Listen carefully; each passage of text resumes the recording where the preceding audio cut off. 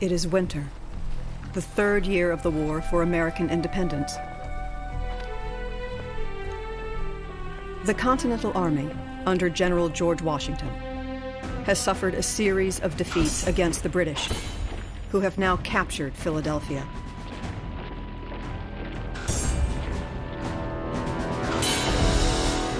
Washington seeks a strong defensive location where he can regroup and retrain his weary army, defend vital farmland, and monitor the enemy only 20 miles away. That would be sufficient. He must also protect Congress and the Pennsylvania government, who have fled west to central Pennsylvania. General Washington chooses the best strategic location for a winter encampment, Valley Forge.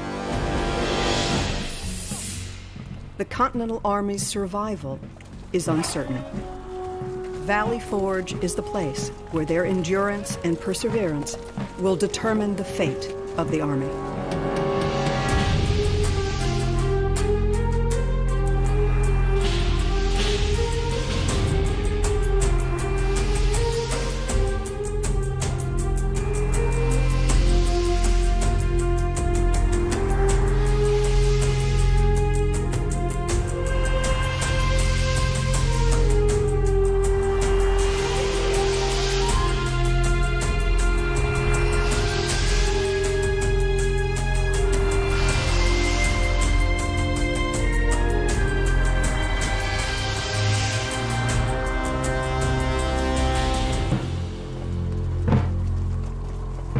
A freezing wind blows as Continental regiments march into the farmlands bordering the Schuylkill River. Almost 1 in 4 soldiers are unfit for duty, lacking food, clothing, and even shoes. Hundreds of civilians follow the Army, including soldiers' wives and their children. Freezing rain changes to a heavy snowfall. The need for shelter is urgent.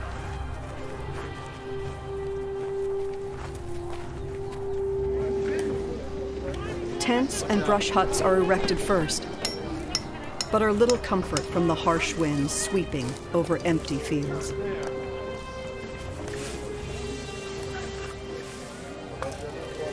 Meals consist of fire cake, a meager bread made of flour and water cooked over a fire.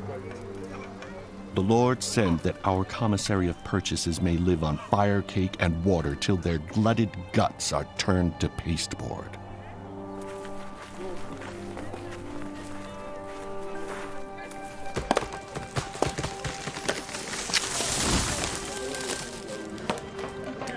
To protect against the elements, soldiers begin building log huts, cutting down every tree for miles.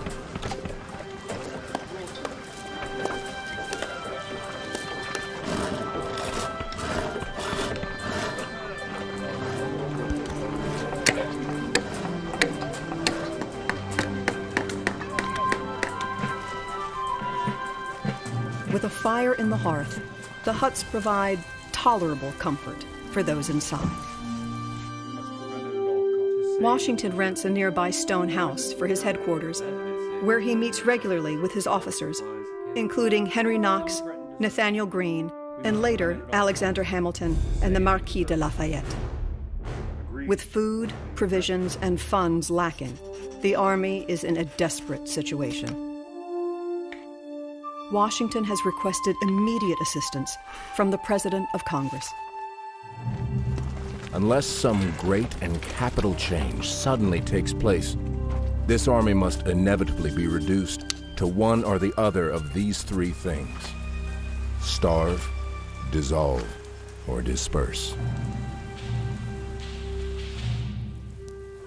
The arrival of more than 12,000 soldiers and camp followers and the building of more than 1,000 huts transforms the rural farmland into a kind of city, now the 4th largest population in the 13 states.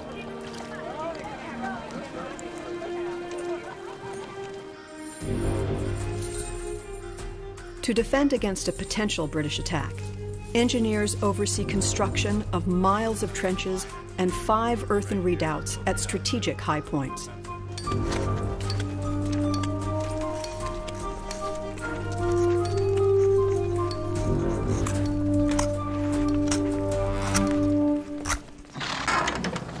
Muddy roads and a lack of wagons often prevent supplies from reaching camp.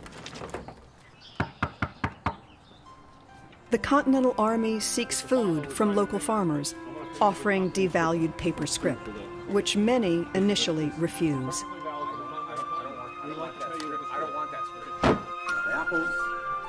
Instead, some civilians sell their goods to the British Army in exchange for Britain's hard currency.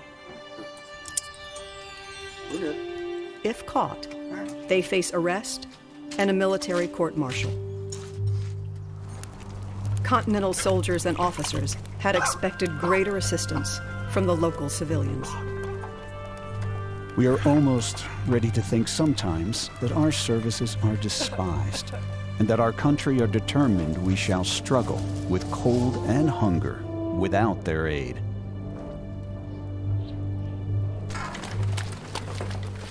A foul stench hangs over the encampment, and unsanitary conditions contribute to epidemic disease.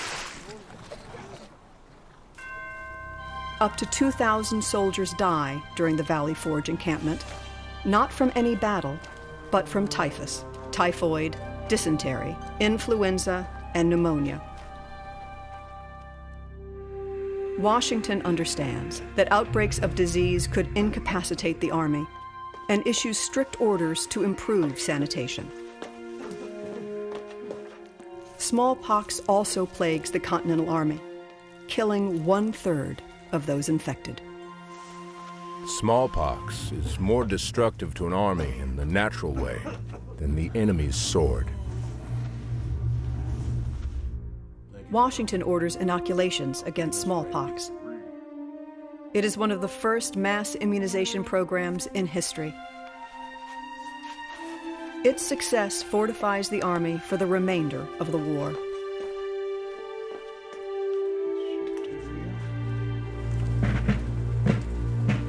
In January, a small congressional delegation inspects the camp and witnesses the Army's deprivations firsthand.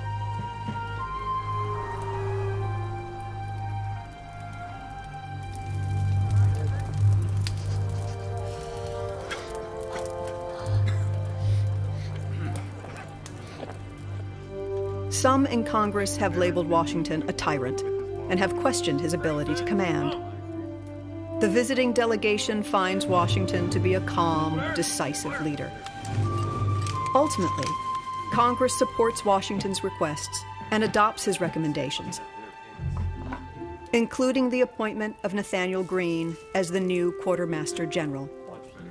Greene immediately begins overhauling the supply chain, increasing deliveries of food and equipment to camp. In February, Martha Washington arrives to join her husband and begins managing the household and entertaining officers and their wives. She is assisted by General Washington's personal cook, Hannah Till, an enslaved woman who is able to purchase her freedom before the end of the war. Throughout the war, thousands of African American men and women sacrifice and serve to win American independence. Free men of color enlist as soldiers in the Continental Army. Some enslaved men also enlist for the promise of freedom in exchange for their military service, while others are forced to serve in place of their slaveholders.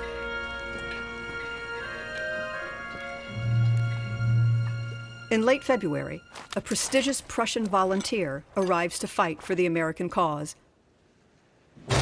Baron Friedrich Wilhelm August Heinrich Ferdinand von Steuben. Never before or since have I had such an impression of the ancient fabled god of war. He seemed to me a perfect personification of Mars.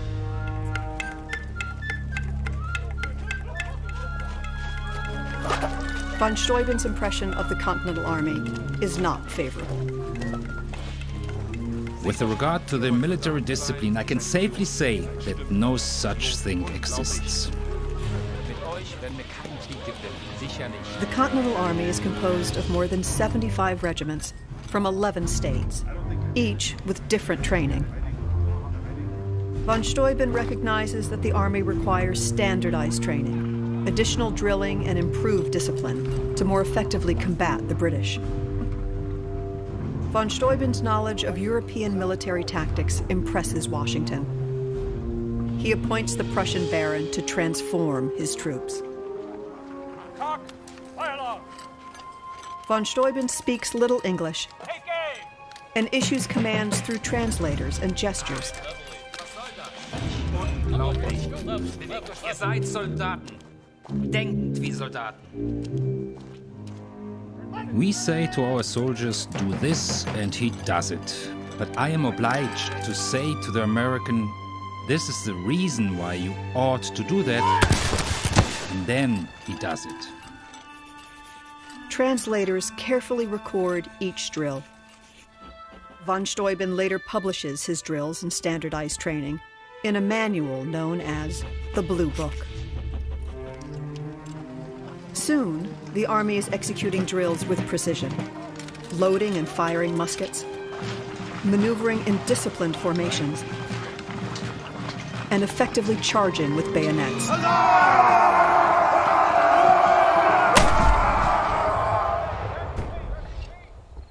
The Army also needs to improve the transportation and use of its artillery. Commander, elevate 2 degrees.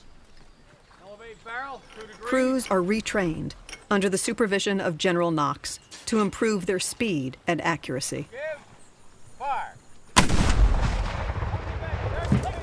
On May 6th, Washington assembles his army on the Grand Parade to celebrate a new Treaty of Alliance established by Congress with France. France now officially recognizes the legitimacy of American independence. The celebration includes artillery fire and a volley of muskets known as a feu de joie, a fire of joy.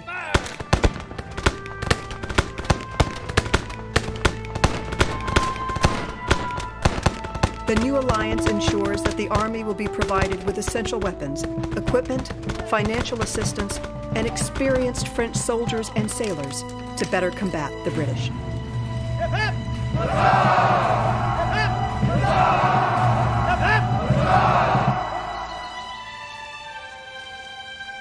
Congress also establishes military alliances with the Tuscarora, Delaware, Stockbridge Mohicans, and Oneida tribes. A delegation of 47 Oneida warriors arrives to support Washington's army. According to oral tradition, the Oneida bring valuable corn for the encampment. An Oneida woman named Polly Cooper instructs the Continentals how to forage and prepare edible roots and berries.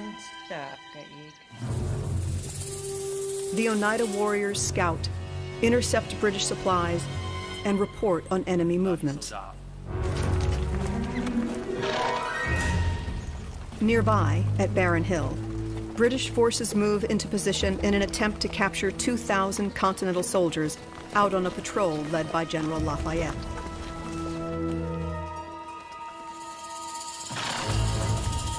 To allow time for the Continentals to escape, Oneida warriors and French volunteers ambush the British.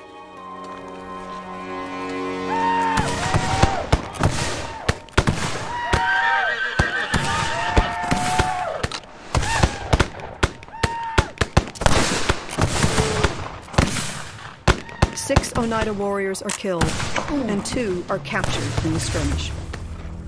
Their valiant efforts help prevent a disaster.